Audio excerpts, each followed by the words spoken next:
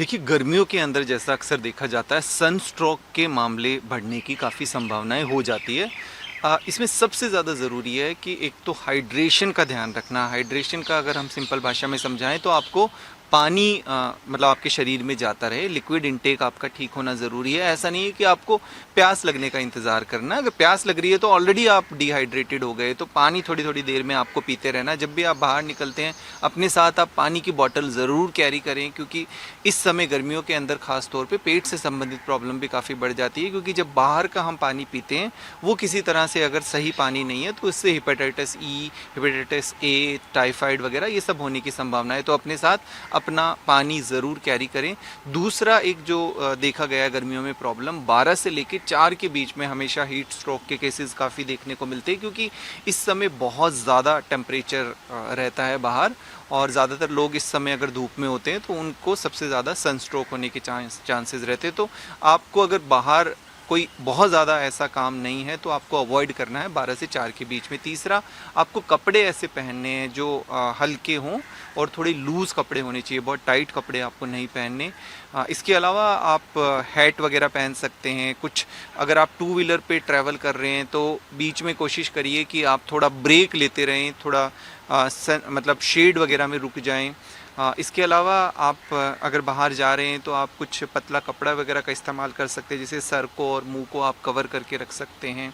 इसके अलावा अगर आपको कोई ऐसे लक्षण नज़र आते हैं कि आपके ड्राइनेस लग रही है आपको, इसके अलावा थोड़ा आप कंफ्यूज्ड हो रहे हैं, चक्कर आ रहे हैं, आपको वॉमिटिंग जैसी कोई ऐसी फीलिंग आ रही है, तो उस समय आपको तुरंत बैठ जाना और हाइड्रेट अपने को करना। पानी वगैरह आपको ठीक तरीके से पीना है, नींबू पानी, लस्सी, ये सब आप ले सकते हैं।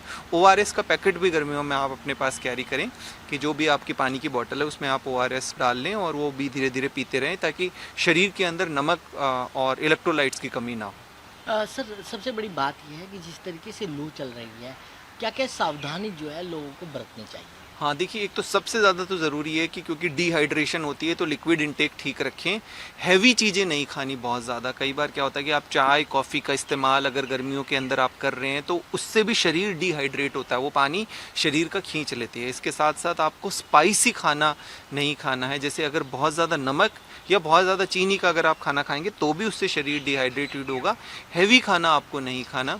रात को भी ध्यान रखना है, सोने से पहले आप पानी वगैरह ठीक तरीके से पी के रखें। रूम आपका थोड़ा वेंटिलेटेड होना चाहिए, हवा आनी चाहिए। दिन के अंदर कोशिश करें कि घर जब दोपहर होती है तो दरवाजे, खिड़की और ये सब थोड़ा बंद रहना चाहिए, ताकि ऐसा ना हो कि अंदर हीट आपका टेम्परेचर काफ़ी ज़्यादा बढ़ जाए।